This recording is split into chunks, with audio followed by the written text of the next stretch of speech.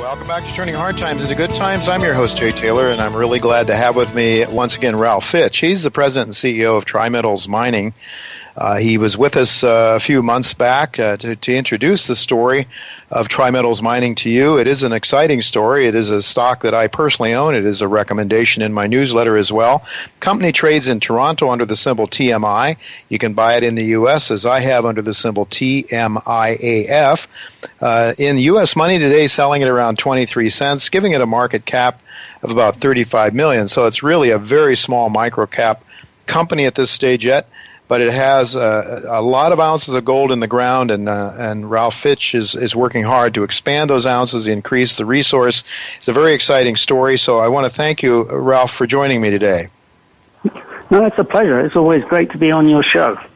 It's always good to have you, and I should mention, for those that maybe aren't familiar with your background, Ralph, that you have had a long time, a lot of years, some 50 years of international exploration. You are a geologist, a geoscientist, and very much involved in making various discoveries, being a part of teams that have made discoveries in South America, Australia, West Africa, South Africa, and here in the United States, and you're working on an exciting one right now, for sure. You'd worked with Chevron in the past, received the Chairman's Award for your part in the discovery of the Ungina deposit and the Collahuasi copper porphyry project in Chile. So, Ralph, the last time we spoke, you were talking about the desire to increase your grades. You already had a very robust preliminary economic assessment in mid-2015, I believe it was. But before we get to your results and your exploration results so far this year, I would like you to perhaps talk a little bit, for the benefit of those who may not have heard your first discussion with us, talk to us a little bit about your Cold Springs project that straddles Nevada and the Utah border, and perhaps a little bit about the economics of that project for those that aren't familiar with it. Yeah, no, it'd be a pleasure. So, TriMetals Mining is focused on this project called Gold Springs, and as Jay says, it's right on the Nevada-Utah border. It's about 76 or 74 square kilometers in size, and the sort of remarkable thing about it, as a geologist, and also I'd say to a layperson, is there's 26 areas of outcropping gold mineralization of more than 1 gram per ton. And wow. A typical grade for a heap leach mine in Nevada might be 0.6 of a gram. So you've got stuff that's really interesting, literally outcropping or sticking out of the ground. And when we got there was very few drill holes in this entire area. A couple to give a sort of hint of what might be there. But we put together this large land package, and then we flew some geophysics, which sort of sees subsurface, and built this picture of why all these areas of outcrop were connected and why we thought it was such a really good target to look for gold. And in fact, as a geologist, and we're allowed to do this as geologists, we think that the whole property position, the sort of thing we're sort of driving towards eventually with a lot more drilling than we've done now, would be maybe 3 to 5 million ounces. So we think we've got a target that has substantial upside potential. At the present time, as Jay said, we've done this thing in Canada they call a preliminary economic assessment. It's like a sort of scoping study with some engineering in there to sort of get the numbers right. And that came out very strongly, plus 130 million NPV at 5% discount, 92 million after tax. And this is with a resource of 903,000 ounces approximately. That's if you add all three categories. That's the measured, indicated, and inferred categories of resources together. You get and use the gold equivalents. So that's thinking of silver as gold, but since silver is worth a lot less, it's just a sort of small fraction per ounce of silver is just a small fraction of an ounce of gold. But you add them all together, about 900,000 ounces, and that's sort of where we were at, and we're very pleased with the economics of that. But we realized this year that we had this sort of high-grade area that you were mentioning earlier. We call it the Thor vein system. And in there, we'd found quite a lot of outcrops of 4, 5, 10 grams per ton at the surface. And we realized that if we could find enough ounces for, say, the first couple of years of an operation, which were much higher grade than our average grade, then we would be able to significantly enhance the net present value and the IRR, or the rate of return, on the project. And so this year we've started off drilling that high grade zone, and I can certainly talk about that some more later in our conversation. Well, certainly would like to know when you might have some new numbers for us, Ralph, when that resource might be increased and what the grades would be, but I'm sure you just don't have enough data points yet to calculate that. But when do you think you might be able to give us some insights into that?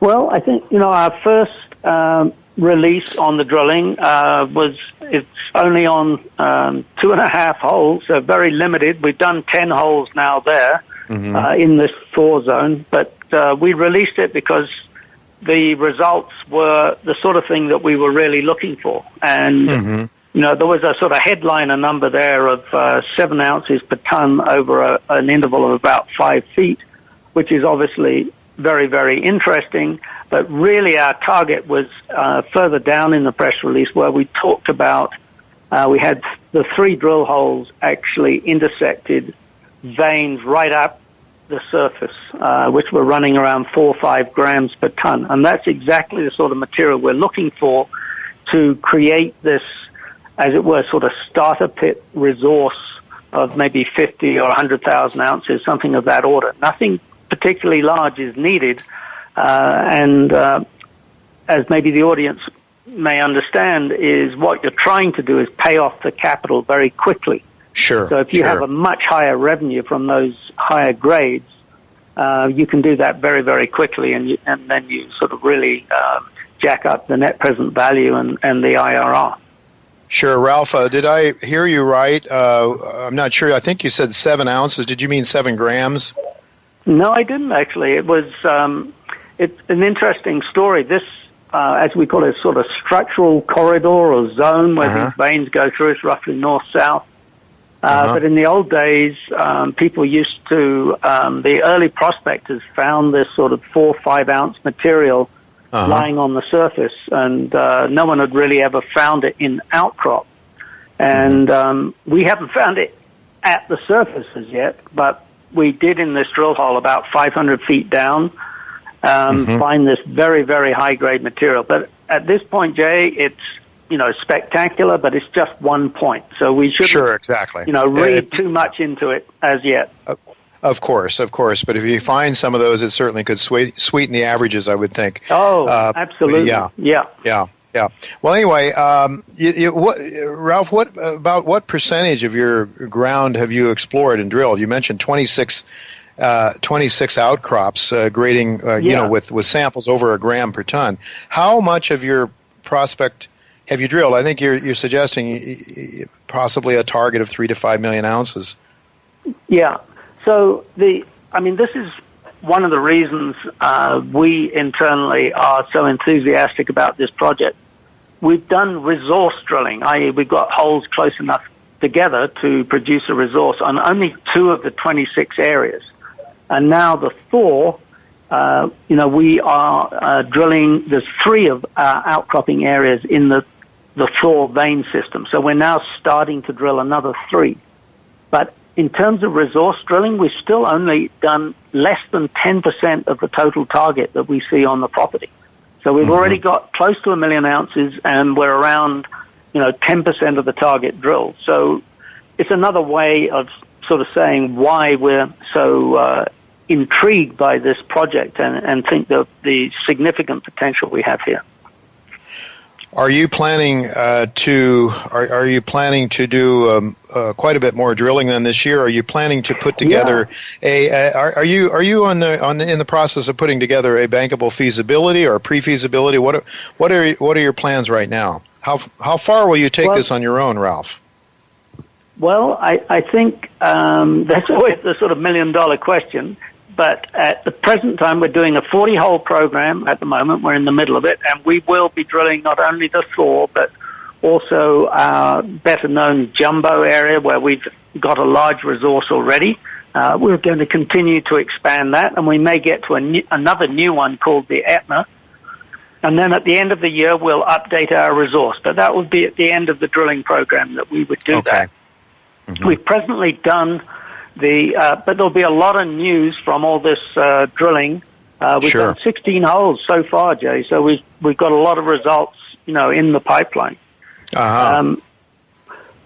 I think where we're going is we want to increase the size of the resource before we meet the production. So, we're headed. We obviously would love to get to that 3 to 5 million ounces on our own, but we suspect we might become quite a pot target before we actually reach that goal. But once we've sort of shown the world that really that sort of potential is there, and that's what we're trying to do. Ralph, how strong is your treasury now, and are you going to need to raise money anytime soon, or do you have enough in the till to take you through this year's work program? No, we're in pretty good shape for our exploration company. We've got sort of $4 million in the till, and we're going to be spending about $1.8 million of that on this Gold Springs project this year. So we'll be in good stead, certainly through the year and well into next year. But being an exploration company, you typically have to raise funds as you hopefully have further success. Yeah, with the success, higher share price, more efficient capital raise, that would be great. Exactly. Just one more question, Ralph, before we leave you go. We're basically out of time, but I want to ask you about your B shares. Can you talk very quickly about the B shares? And there's a date coming up, I think, that's very important for the B shareholders, right? Well, it's okay. B shareholders, we owned a very large silver Indian project in Bolivia, which was expropriated. We did international arbitration, completed the final hearings in July, so that's all done. So now it's up to the arbitrators to decide on what award they're going to make. We are claiming $385 million, and the B shareholders get 85% after costs of any cash award. And the A shareholders, or the common shares, TMI or TMI-AF, get the other 15%. That could be quite very nice, non-dilutive financing right there. Yeah. Well, we'll keep our fingers crossed on that one, Ralph, for you. And anything else, real quickly, anything else you might want to add to our listeners? I think maybe a sort of finale would be just to say that we are in the middle of a drilling program. We have had some good results. The next set of results should be from this same zone. So we obviously internally are hoping for good things, and it might be a really good time to take a look at the stock. Right. The shares haven't moved that much in the last few with this new upturn. So I agree with you very much, Ralph. Thank you very much for being with us today. And just one final note I might mention. I think you mentioned, Ralph, your 5% discounted NPV was $130 million. That compares with your current market cap of $35 million, and that was based on what gold price, Ralph? Was that based on your $1,300? $1,300, about where we are now, then a little below. Yeah. All right, excellent. Yeah. Well, it is an exciting story, Ralph. Thank you very much for being with us today, and we'll look to update our listeners sometime in the future again. Thank you very much. Thank you, Jay.